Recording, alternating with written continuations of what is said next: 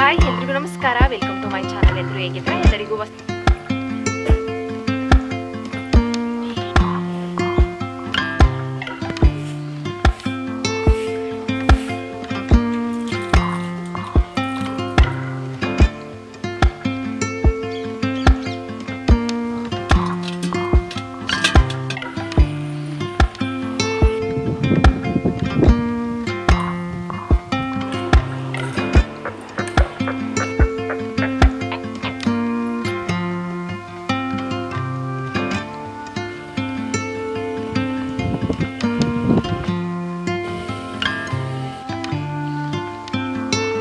ಎಷ್ಟು ಚೆನ್ನಾಗಿದೆ. ಹಾಯ್ ಎಲ್ರಿಗೂ ನಮಸ್ಕಾರ, ವೆಲ್ಕಮ್ ಟು ಮೈ ಚಾನಲ್. ಎಲ್ಲರೂ ಹೇಗಿದ್ದಾರೆ? ಎಲ್ಲರಿಗೂ ಹೊಸ ವೀಡಿಯೋಗೆ ವೆಲ್ಕಮ್ ಮಾಡ್ತಾ ಇವತ್ತಿನ ಈ ಪುಟಾಣಿ ವ್ಲಾಗನ್ನು ಸ್ಟಾರ್ಟ್ ಮಾಡ್ತಾ ಇದ್ದೀನಿ. ಈ ವ್ಲಾಗ್ ನಿಮಗೆ ಇಷ್ಟ ಆದರೆ ಲೈಕ್ ಮಾಡಿ, ಶೇರ್ ಮಾಡಿ. ಪ್ಲೀಸ್ ನಮ್ಮ ಚಾನಲ್ಗೆ ಯಾರು ಸಬ್ಸ್ಕ್ರೈಬ್ ಆಗಿಲ್ಲ ಸಬ್ಸ್ಕ್ರೈಬ್ ಮಾಡ್ಕೊಂಡು ಸಪೋರ್ಟ್ ಮಾಡಿ ಅಂತ ಕೇಳ್ಕೊಳ್ತಾ ಇದ್ದೀನಿ. ನಾನು ಇವತ್ತಿನ ವ್ಲಾಗಲ್ಲಿ ನನ್ನ ಮಾರ್ನಿಂಗ್ ರೊಟೀನನ್ನು ಶೇರ್ ಮಾಡ್ತಾ ಇದ್ದೀನಿ. ಬೆಳಗ್ಗೆ 5:30 ಮಧ್ಯಾಹ್ನ 1 ಗಂಟೆವರೆಗೂ ನನ್ನ ರೊಟೀನ್ ಯಾವ ರೀತಿಯಾಗಿರುತ್ತೆ ಅಂತ ಇವತ್ತಿನ ವ್ಲಾಗಲ್ಲಿ ಶೇರ್ ಮಾಡ್ತಾ ಇದ್ದೀನಿ. ಈ ವ್ಲಾಗ್ ನಿಮಗೆ ಇಷ್ಟ ಆಗಬಹುದು ಅಂತ ಭಾವಿಸಿದ್ದೀನಿ. ಇಷ್ಟ ಆದರೆ ಲೈಕ್ ಮಾಡಿ, ಶೇರ್ ಮಾಡಿ. ಪ್ಲೀಸ್ ನಮ್ಮ ಚಾನಲ್ಗಿನ್ನೂ ಯಾರು ಸಬ್ಸ್ಕ್ರೈಬ್ ಆಗಿಲ್ಲ ಸಬ್ಸ್ಕ್ರೈಬ್ ಮಾಡ್ಕೊಂಡು ಸಪೋರ್ಟ್ ಮಾಡಿ ಅಂತ ಕೇಳ್ಕೊಳ್ತಾ ಇದ್ದೀನಿ. ನನ್ನ ಬೆಳಗ್ಗೆ ಶುರುವಾಗೋದು 5:30. ಫಸ್ಟು ನಾನೆದ್ದು ಫ್ರೆಶ್ ಅಪ್ ಆಗಿ 1 ಲೋಟ ಮೆಂತೆ ನೀರನ್ನು ಕುಡಿತೀನಿ. ಅಂದರೆ ನೈಟು ಮೆಂತೆನ ನೀರಿಗೆ ನೆನೆ ಹಾಕಿಟ್ಟಿರ್ತೀನಿ. ಬೆಳಗ್ಗೆ ಎದ್ದು ನೀರು ಕುಡಿದು ಆ ಮೆಂತೆಯನ್ನು ತಿಂತೀನಿ.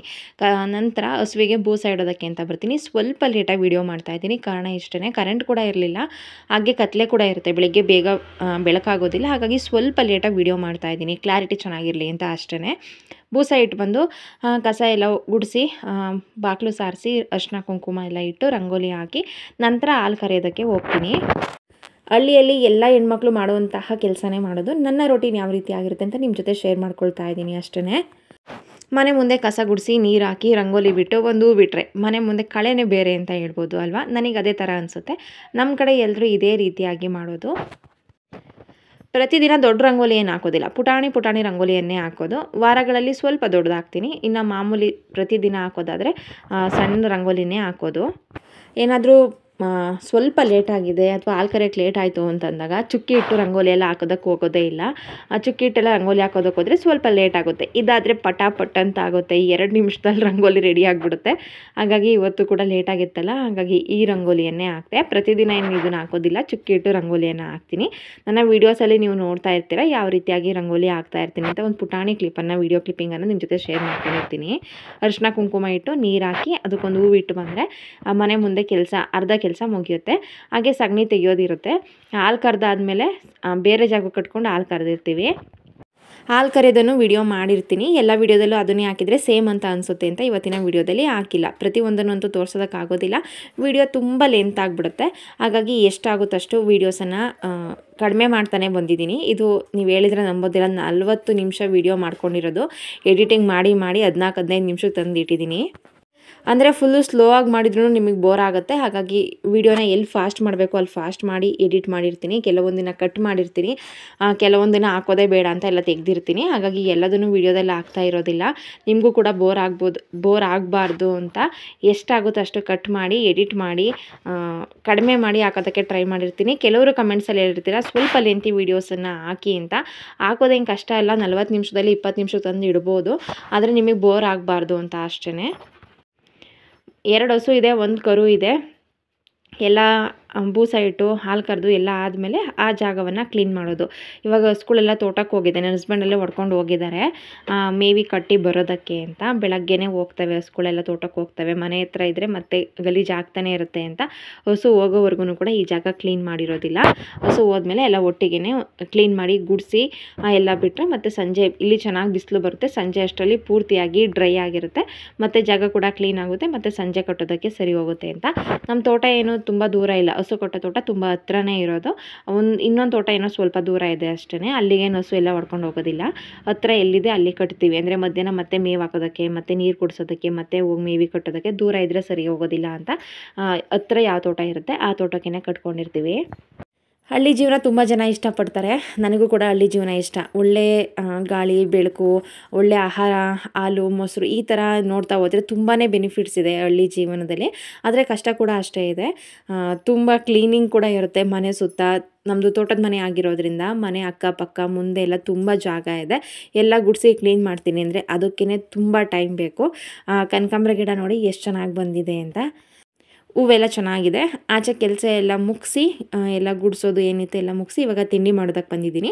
ತಿಂಡಿಗೆ ಮತ್ತು ಸಾಂಬಾರಿಗೆ ಒಟ್ಟಿಗೆ ತರಕಾರಿ ಕಟ್ ಮಾಡ್ಕೊಳ್ಳೋದು, ಕಾಯಿ ತುರಿ, ಈರುಳ್ಳಿ ಏನು ಬೇಕು ಎಲ್ಲದನ್ನು ಒಟ್ಟಿಗೆ ಕಟ್ ಮಾಡ್ಕೊಳ್ತೀನಿ. ಅಂದರೆ ಕ್ಲೀನ್ ಮಾಡೋದಕ್ಕೆ ಈಸಿ ಆಗುತ್ತೆ ಅಂತ. ಮತ್ತು ತಿಂಡಿಗೆ ಒಂದು ಸಲ ಕಟ್ ಮಾಡಿಕೊಂಡ್ರೆ ಸಾಂಬಾರಿಗೆ ಇನ್ನೊಂದು ಸಲ ಕಟ್ ಮಾಡಬೇಕು, ಮತ್ತೆ ಕ್ಲೀನ್ ಮಾಡಬೇಕು. ಹಾಗಾಗಿ ಇವಾಗ ಪಲಾವ್ ಮಾಡ್ತಾಯಿದ್ದೀನಿ. ಕ್ವಿಕ್ಕಾಗಿ ಒಂದು ಸಲ ರೆಸಿಪಿ ಹೇಳ್ಬಿಡ್ತೀನಿ ನಾನು ಯಾವ ರೀತಿಯಾಗಿ ಮಾಡಿದ್ದೀನಿ ಅಂತ. ಕುಕ್ಕರ್ಗೆ ಎಣ್ಣೆ, ಸಾಸಿವೆ, ಜೀರಿಗೆ, ಚಕ್ಕೆ, ಲವಂಗ, ಕಾಳು ಮೆಣಸು ಹಾಕ್ಕೊಂಡಿದ್ದೀನಿ. ಒಂದು ಹೂವು ಹಾಕ್ಕೊಂಡಿದ್ದೀನಿ. ಹಾಗೆ ಈರುಳ್ಳಿ, ಹಸಿರು ಮೆಣಸಿನ್ಕಾಯಿ ಇಷ್ಟನ್ನು ಹಾಕ್ಕೊಂಡು ಫ್ರೈ ಮಾಡ್ಕೊಳ್ಳೋದು. ಈರುಳ್ಳಿ ಫ್ರೈ ಆಗಿ ಆದಮೇಲೆ ಅದಕ್ಕೆ ಟೊಮೊಟೊ ಹಾಕಿದ್ದೀನಿ ಮತ್ತು ಕ್ಯಾರೆಟು, ಆಲೂಗಡ್ಡೆ ಹಾಕಿದ್ದೀನಿ. ಬೀನ್ಸ್ ಖಾಲಿ ಆಗಿತ್ತು. ಸ್ವಲ್ಪ ತೊಗರಿಕಾಳು ಹಾಕಿದ್ದೀನಿ, ಹಸಿ ತೊಗರಿಕಾಳು. ಹಾಗೆ ಹಸಿ ಅವರೆಕಾಳು ಹಾಕಿದರೆ ಆ ಟೇಸ್ಟೇ ಬೇರೆ, ಅಷ್ಟು ಚೆನ್ನಾಗಿರುತ್ತೆ. ಎರಡನ್ನೂ ಸ್ವಲ್ಪ ಸ್ವಲ್ಪ ಹಾಕಿದ್ದೀನಿ. ಸ್ವಲ್ಪ ಧನಿಯಾ ಪುಡಿ, ಸ್ವಲ್ಪ ಗರಂ ಮಸಾಲ, ಸ್ವಲ್ಪ ಅರಿಶಿಣದ ಪುಡಿ ಹಾಕ್ಕೊಳ್ಳೋದು. ಚೆನ್ನಾಗಿ ಒಂದು ಸಲ ಅದನ್ನು ಎಣ್ಣೆಲೇ ಫ್ರೈ ಮಾಡ್ಕೊಳ್ತೀನಿ ಒಂದು 5 ನಿಮಿಷ. ಬಾಡಿಸ್ಕೊಂಡ ನಂತರ ಅದಕ್ಕೆ ನೀರು ಹಾಕ್ಕೊಂಡಿದ್ದೀನಿ. 1 ಗ್ಲಾಸ್ ಅಕ್ಕಿಗೆ 2 ಗ್ಲಾಸಿನಷ್ಟು ನೀರು ಹಾಕ್ಕೊಳ್ಳೋದು. ನೀರು ಚೆನ್ನಾಗಿ ಕಾದ್ಮೇಲೆ ಅಕ್ಕಿಯನ್ನು ತೊಳೆದು ಹಾಕಿದ್ದೀನಿ. ಕೊನೆಯದಾಗಿ ಸ್ವಲ್ಪ ಕೊತ್ತಂಬರಿ ಸೊಪ್ಪು, ಸ್ವಲ್ಪ ಹಸಿ ಕಾಯಿ ತುರಿ ಹಾಕ್ಕೊಂಡು ಮಿಕ್ಸ್ ಮಾಡಿಕೊಂಡು 1 ವಿಷಲ್ ಕೂಗಿಸ್ಕೊಂಡ್ರೆ ಪಲಾವ್ ರೆಡಿ ಆಗುತ್ತೆ.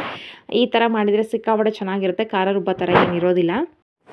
ಹಸಿ ಕಾಳಲ್ವಾ, ಆ ಟೇಸ್ಟೇ ಬೇರೆ. ಮೊಸರು ಗೊಜ್ಜು ಮಾಡಿದ್ದೆ, ಹಪ್ಪಳ ತಾಳಿಸಿದ್ದೆ. ಬೆಳಗಿನ ತಿಂಡಿ ರೆಡಿ ಆಯಿತು. ಹಾಗೆ ನಿತ್ಯಗೆ ಇವಾಗ ಪ್ರತಿದಿನ ಒಂದು ಕೆಲಸ ಕೊಟ್ಟಿದ್ದೀನಿ. ಏನು ಅಂತಂದರೆ ದೇವ್ರ ಮನೆ ಕ್ಲೀನ್ ಮಾಡಿ ಆ ಹೂವೆಲ್ಲ ಎತ್ತಿಡೋದು. ಕೆಳಗಡೆ ಎಷ್ಟು ಹೂವು ಸಿಗುತ್ತೆ ಅಷ್ಟು ಹೂವು ಎತ್ತಿಡೋದು. ಬಿಸಿಲು ಬಂದರೆ ಬಾಡೋಗುತ್ತೆ ಅಂತ. ಹಾಗಾಗಿ ಆ ಕೆಲಸ ಕೊಟ್ಟಿರ್ತೀನಿ. ಅದೊಂದೇ ಕೆಲಸ.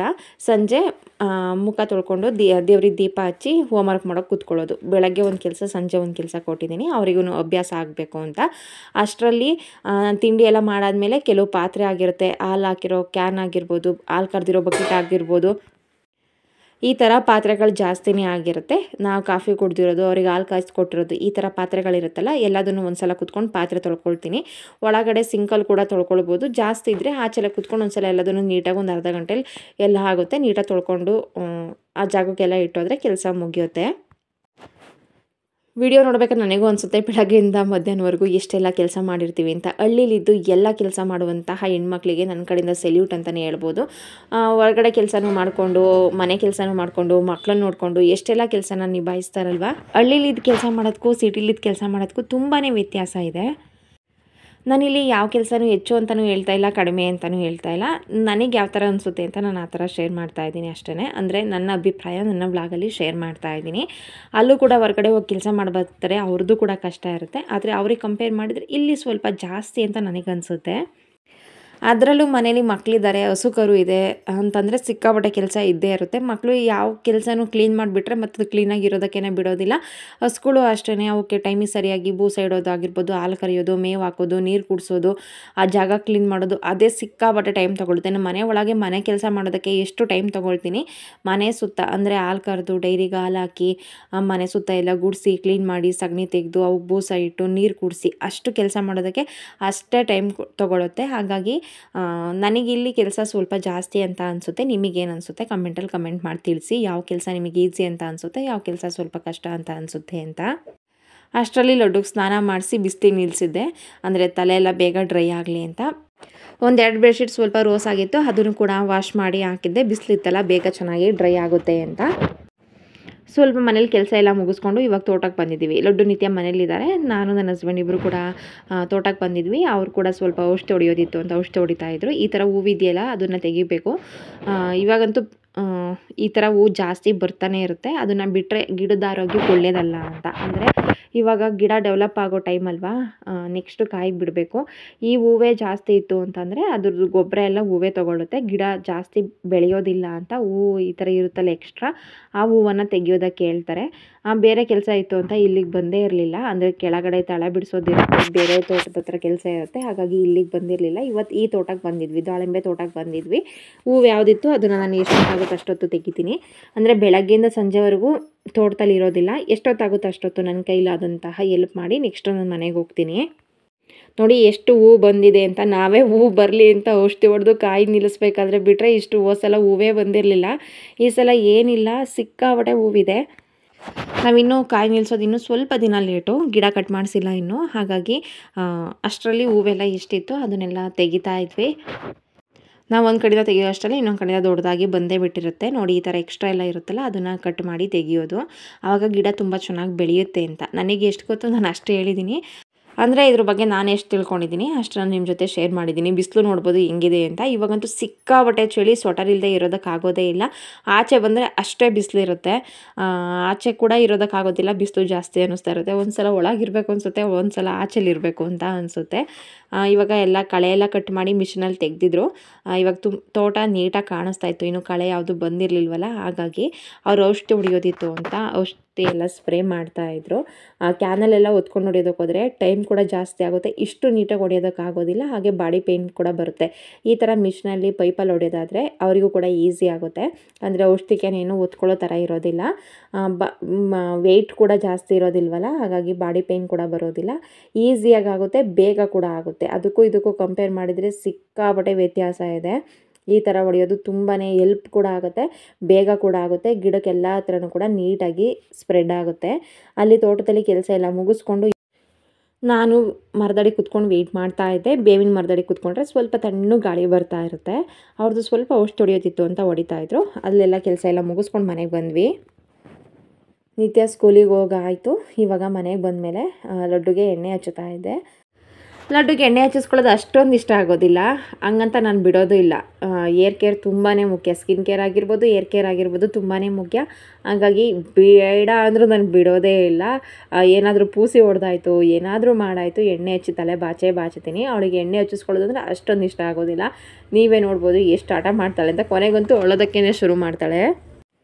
ಆದರೂ ಕೂಡ ಬಿಡದೆ ಎಣ್ಣೆ ಹಚ್ಚಿ ತಲೆ ಬಾಚಿ ಹಣೆಗಿಟ್ಟು ಕೂರಿಸಿದ್ರೆ ಲಡ್ಡು ಕೆಲಸ ಮುಗೀತು. ಬೆಳಗ್ಗೆನೇ ಸ್ನಾನ ಮಾಡಿಸಿದ್ದೆ, ತಿಂಡಿ ಬೆಳಗ್ಗೆನೇ ತಿನ್ನಿಸಿ ಕೂಡ ಆಗಿತ್ತು. ಹಾಗಾಗಿ ಇವಾಗೇನಿಲ್ಲ, ಇವಾಗ ಏನಾದ್ರೂ ಹಣ್ಣು ಕೊಡ್ತೀನಿ, ಇಲ್ಲ ಅಂದರೆ ಹೆಸರು ಕಾಳು ಅಥವಾ ಏನಾದರೂ ಕಾಳುಗಳನ್ನು ನೆನೆ ಹಾಕಿಟ್ಟಿರ್ತೀನಿ, ಅವನ್ನ ಕೊಡ್ತೀನಿ. ಅವಳ ಪಾಡಿಗೆ ಅವಳು ತಿನ್ಕೊಂಡು ಆಟ ಆಡ್ಕೊಂಡು ಕೂತಿರ್ತಾಳೆ. ಬೇರೆ ಮಕ್ಳಿಗೆ ಕಂಪೇರ್ ಮಾಡಿದರೆ ನನ್ನ ಮಗಳು ಅಷ್ಟೊಂದೇನು ತಲೆ ತಿನ್ನೋದಿಲ್ಲ. ನನ್ನ ಮಾತು ಎಲ್ಲದೂ ಕೂಡ ಕೇಳ್ತಾಳೆ. ಈ ಥರ ಎಣ್ಣೆ ಹಚ್ಚಿಸ್ಕೊಳ್ಳೋದು, ಈ ಥರ ಕೆಲಸ ಆದರೆ ಮಾತ್ರ ಸ್ವಲ್ಪ ಹಠ ಮಾಡ್ತಾಳೆ. ಊಟ ತಿಂಡಿ ಅವಳು ಜಾಸ್ತಿ ತಿನ್ನೋದಿಲ್ಲ. ಎರಡೇ ತುತ್ತು ತಿನ್ನೋದಾದ್ರೂ ಕೂಡ ಹಠ ಮಾಡಿಸ್ಕೊಳ್ದೆ ಇಷ್ಟಪಟ್ಟು ತಿಂತಾಳೆ. ಅವಳು ಏನು ಬೇಕು ಅಂತ ಕೇಳ್ತೀನಿ, ಅವಳು ಇಷ್ಟವಾಗಿರೋ ತಿಂಡಿ ಹೇಳ್ತಾಳೆ, ನಾಳೆಗೆ ಇದು ಮಾಡಬೇಕು ಅಂತ. ಅದನ್ನು ಮಾಡಿಕೊಟ್ರೆ ತುಂಬ ಇಷ್ಟಪಟ್ಟು ತಿಂತಾಳೆ. ಹಾಗೆ ಮನೆಯೆಲ್ಲ ಬಂದಮೇಲೆ ತಿಂಡಿ ಎಲ್ಲ ಆಗಿತ್ತು, ಪಾತ್ರೆ ತೊಳೆದಾಗಿತ್ತು, ಎಲ್ಲ ನೀಟಾಗಿ ಒಂದು ಸಲ ಕಸ ಗುಡಿಸಿ ನೆಲ ಒರೆಸ್ಕೊಂಡು ನಾನು ಕೂಡ ಫ್ರೆಶ್ ಅಪ್ ಆಗಿ ಬಂದು ಇವಾಗ ಪೂಜೆ ಮಾಡ್ತಾಯಿದ್ದೀನಿ. ಪೂಜೆ ಎಲ್ಲ ಆದಮೇಲೆ ಲಡ್ಡುಗೆ ಎಣ್ಣೆ ಹಚ್ಚಿದ್ದು. ಅದೇ ಹೇಳ್ತಾ ಇದ್ದೀನಲ್ಲ, ಎಡಿಟ್ ಮಾಡಬೇಕಾದ್ರೆ ವೀಡಿಯೋ ಕ್ಲಿಪ್ಪಿಂಗ್ಸ್ ಒಂದೊಂದು ಆಚೆ ಈಚೆ ಆಗಿಬಿಟ್ಟಿದೆ. ಫಸ್ಟು ಪೂಜೆ ಎಲ್ಲ ಮುಗಿಸಿ ನಂತರ ಲಡ್ಡುನ ರೆಡಿ ಮಾಡಿ ಕೂರಿಸಿ ಅವಳಿಗೆ ತಿನ್ನೋಕೆ ಏನಾದ್ರೂ ಕೊಟ್ಟು ಇವಾಗ ನಾನು ಅಡುಗೆ ಕೆಲಸಕ್ಕೆ ಬರ್ತೀನಿ. ತರಕಾರಿ ತಂದಿದ್ದು ಸ್ವಲ್ಪ ಎಲ್ಲ ಹಾಗೆ ತೆಗೆದಿದ್ದೆ, ಸ್ವಲ್ಪ ಜೀರಿಲೆ ಹಾಗೆ ಉಳ್ಕೊಂಡಿತ್ತು, ಅದನ್ನು ಎಲ್ಲ ಕ್ಲೀನ್ ಮಾಡಿ ಎತ್ತಿಡ್ತಾ ಇದ್ದೆ. ಈರುಳ್ಳಿ, ಹಸಿರು ಮೆಣಸಿನಕಾಯಿ ಅದನ್ನೆಲ್ಲ ಸಪ್ರೇಟ್ ತೆಗೆದಿಟ್ಟಿದ್ದೆ, ಅದನ್ನೇನು ವೀಡಿಯೋ ಮಾಡಲಿಲ್ಲ. ಇದೊಂದು ಕೆಲವೊಂದು ತರಕಾರಿ ಇತ್ತು, ಅದನ್ನು ತೆಗೆದಿಡಬೇಕಿತ್ತು, ಅದನ್ನೆಲ್ಲ ಕ್ಲೀನ್ ಮಾಡಿಕೊಂಡು ತೆಗೆದಿಡ್ತಾ ಇದ್ದೆ. ಇವಾಗ ಅಡುಗೆ ಮಾಡೋದಿದೆ. ತರಕಾರಿ ಎಲ್ಲ ಬೆಳಗ್ಗೆನೇ ಕಟ್ ಮಾಡಿ ಎತ್ತಿಟ್ಟಿದ್ದೆ. ಇವಾಗ ಅದನ್ನು ಸಾಂಬಾರು, ರೈಸು, ಮುದ್ದೆ ಮಾಡೋದು. ಕಟ್ ಮಾಡಿದರೆ ಸಾಂಬಾರೆಲ್ಲ ಬೇಗನೆ ಆಗಿಬಿಡುತ್ತೆ. ಒಂದು ಕಡೆ ರೈಸ್ಗೆ ಇಟ್ಕೊಂಡು ಒಂದು ಕಡೆ ತರಕಾರಿ ಕೂಗೋದಕ್ಕೆ ಇಟ್ಕೊಂಡ್ರೆ ತರಕಾರಿ ಕೂಗಿದ್ಮೇಲೆ ಮುದ್ದೆಗೆ ಇಟ್ಟರೆ ಮುಗೀತು. ಅಡುಗೆ ಅಂತೂ ಪಟಾಪಟ್ನಂತ ಆಗುತ್ತೆ. ಹಾಗೆ ಇದೊಂದು ರೂಮ್ ಕ್ಲೀನ್ ಮಾಡೋದು ಉಳ್ಕೊಂಡಿತ್ತು. ರೀಸನ್ ಇಷ್ಟೇ, ಬೆಳಗ್ಗೆ ಹಾಕೋ ಲಡ್ಡು ಬೇಗ ಎದ್ದಿದ್ಲು. ಹಾಗಾಗಿ ಈ ರೂಮ್ ನೆಲ ಒರೆಸೋಕ್ಕೆ ಬರೋ ಅಷ್ಟರಲ್ಲಿ ಅವಳು ಇಲ್ಲಿ ಬಂದು ಮಲಗಿದ್ಲು. ಮತ್ತೆ ಎಪ್ಸಿ ಆಚೆ ಮಲಗಿಸಿದ್ರೆ ಡಿಸ್ಟರ್ಬ್ ಆಗುತ್ತೆ ಅಂತ ಅಂದ್ಕೊಂಡು ಇಲ್ಲೇ ಬಿಟ್ಟಿದ್ದೆ, ಎಷ್ಟೋ ತನಕನಾದ್ರೂ ಮಲ್ಕೊಳ್ಳಿ ಅಂತ. ನಾನು ಅಡುಗೆ ಎಲ್ಲ ಮಾಡೋ ಅಷ್ಟರಲ್ಲಿ ಮಲಗಿ ಎದ್ದಿದ್ಲು. ಹಾಗಾಗಿ ಈ ರೂಮನ್ನು ಕ್ಲೀನ್ ಮಾಡೋದಕ್ಕೆ ಬಂದಿರಲಿಲ್ಲ. ಇವಾಗ ನಿದ್ದೆ ಎಲ್ಲ ಆಗಿತ್ತಲ್ಲ, ಇವಾಗ ಎದ್ದು ಆಚೆ ಆಟ ಆಡ್ತಾಯಿದ್ಲು. ಹಾಗೆ ಬಿಡೋದಕ್ಕೆ ಯಾಕೋ ಮನಸ್ಸು ಒಪ್ಪಲಿಲ್ಲ. ಪ್ರತಿದಿನ ಕ್ಲೀನ್ ಮಾಡಿ ಅಭ್ಯಾಸ ಆಗಿಬಿಟ್ಟಿದೆ. ಆ ರೂಮ್ ನೋಡೋದಕ್ಕೇ ಒಂಥರ ಅನ್ನಿಸ್ತಾ ಇರುತ್ತೆ ಕ್ಲೀನ್ ಮಾಡಿಲ್ಲ ಅಂತ ಅಂದರೆ. ಆದರೂ ಪರವಾಗಿಲ್ಲ, ಇವಾಗಲೇ ಲೇಟ್ ಆದರೂ ಕ್ಲೀನ್ ಮಾಡೋಣ ಅಂತ ಅಂದ್ಕೊಂಡು ಒಂದ್ಸಲ ಬೆಡ್ಶೀಟ್ ಎಲ್ಲ ಕೊಡವಿ ತೆಗೆದು ಬೆಡ್ಶೀಟ್ ಎಲ್ಲ ಫೋಲ್ಡ್ ಮಾಡಿ ಹಾಕ್ತಾಯಿದ್ದೀನಿ. ನೀಟಾಗಿದ್ದರೆ ನೋಡೋದಕ್ಕೆ ಚೆನ್ನಾಗಿ ಕಾಣಿಸುತ್ತೆ ಅಲ್ವಾ. ನಾವು ಎಷ್ಟೇ ಕ್ಲೀನ್ ಮಾಡಿಬಿಟ್ರು ಕ್ಲೀನಾಗಿರೋದಿಲ್ಲ, ಒಪ್ಕೊಳ್ತೀನಿ. ನಾವು ಸ್ವಲ್ಪ ಹೊತ್ತಿಗೆ ಬಂದೆಲ್ಲ ಹಾಳು ಮಾಡ್ತಾರೆ. ಆದರೂ ಕೂಡ ನಮ್ಮ ಸಮಾಧಾನಕ್ಕೆ ಎಷ್ಟಾಗುತ್ತೆ ಅಷ್ಟು ನಾವು ಕ್ಲೀನ್ ಮಾಡೋದು. ವಾರಕ್ಕೊಂದ್ಸಲ ಬೆಡ್ಶೀಟು ಮತ್ತು ಪಿಲ್ಲೋ ಕವರನ್ನು ವಾಶ್ ಮಾಡಿ ಹಾಕ್ತೀನಿ. 3 ರೂಮ್ ಇದೆ, ಅದರಲ್ಲಿ 2 ರೂಮಿನ ಜಾಸ್ತಿ ಗಲೀಜು ಮಾಡಿರ್ತಾರೆ. ಅಂದರೆ ಒಂದು ರೂಮಲ್ಲಿ ನಿತ್ಯ ಕೂತ್ಕೊಂಡು ಹೋಮ್ವರ್ಕ್ ಮಾಡೋದು, ಹಾಗೆ ಆಟ ಆಡೋದು ಎಲ್ಲ ಮಾಡ್ತಾರೆ. ಹಾಗಾಗಿ 2 ರೂಮಲ್ಲಿ ಜಾಸ್ತಿ ಅರಿವಿರ್ತಾರೆ, ಇನ್ನೊಂದು ರೂಮಿಗೆ ಅಷ್ಟು ಹೋಗೋದಿಲ್ಲ. ಹಾಗಾಗಿ ಆ ರೂಮ್ ಒಂಚೂರು ಯಾವಾಗಲೂ ಕ್ಲೀನಾಗಿರುತ್ತೆ. ರೂಮೆಲ್ಲ ಕ್ಲೀನ್ ಮಾಡಿ ಕಸ ಹೊಡೆದು ನೆಲ ಒರೆಸ್ದೆ. ಮನೆಯೆಲ್ಲ ಬೆಳಗ್ಗೆನೇ ಒರೆಸಾಗಿತ್ತು, ಇದೊಂದು ರೂಮ್ ಉಳ್ಕೊಂಡಿತ್ತು ಅಷ್ಟೇ. ಇವಾಗ ತರಕಾರಿ ಎಲ್ಲ ಬೇಯೋದಕ್ಕಿಟ್ಟಿದ್ದೆ, ಅದು ಕೂಡ ಬೆಂದಿತ್ತು. ಖಾರ ರುಬ್ಬಿದ್ದೆ, ಇವಾಗ ಕುದಿಸ್ತಾ ಇದ್ದೀನಿ. ಅಡುಗೆ ಕೂಡ ರೆಡಿ ಆಯಿತು. ಬಿಸಿ ಬಿಸಿ ಮುದ್ದೆ, ತರಕಾರಿ ಮತ್ತು ಅವರೆಕಾಳು ತೊಗರಿಕಾಳು ಹಾಕಿ ಸಾಂಬಾರು ಮಾಡಿದ್ದೀನಿ. ರೈಸು, ಹಪ್ಪಳ. ನಾನು ಯಾವಾಗಲೂ ಸಂಜೆ ಮುದ್ದೆ ಮಾಡ್ತೀನಿ, ನಿತ್ಯನೂ ಇರ್ತಾರೆ ಅಂತ. ಆದರೆ ಇವತ್ತು ಯಾಕೋ ಗೊತ್ತಿಲ್ಲ, ಈ ಸಾಂಬಾರು ನೋಡಿದ ತಕ್ಷಣ ಮುದ್ದೆ ತಿನ್ನಬೇಕು ಅಂತ ಅನ್ನಿಸ್ತು. ಹಾಗಾಗಿ ಮಧ್ಯಾಹ್ನ ಕೂಡ ಮುದ್ದೆ ಮಾಡಿದ್ದೆ, ಸಾಂಬಾರು ಕುದಿಸ್ದೆ, ಅಡುಗೆ ರೆಡಿ ಆಯಿತು. ಇವತ್ತಿನ ವ್ಲಾಗನ್ನು ಇಲ್ಲೇ ಎಂಡ್ ಮಾಡ್ತಾ ಇದ್ದೀನಿ. ಬೆಳಗ್ಗೆಯಿಂದ ಮಧ್ಯಾಹ್ನವರೆಗೂ ನನ್ನ ರೂಟೀನ್ ಈ ರೀತಿ ಆಗಿರುತ್ತೆ. ಇಷ್ಟ ಆದರೆ ಲೈಕ್ ಮಾಡಿ. Thank you.